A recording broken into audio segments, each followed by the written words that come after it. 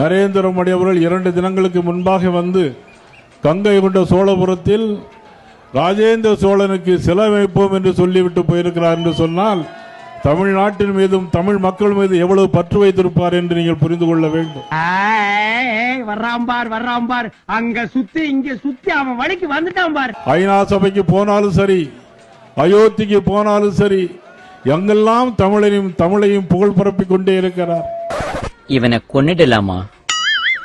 குஜராத்திலே தமிழ் சங்கமம், காசியிலே தமிழ் சங்கமம், எங்கு போனாலும் தமிழனுடைய பெருமையும் கலாச்சாரத்தையும் உலகெங்கும் பரப்பிக் கொண்டிருக்கின்ற மாபெரும் தலைவர் நமது பாரத நரேந்திர மோடி அவர்கள்.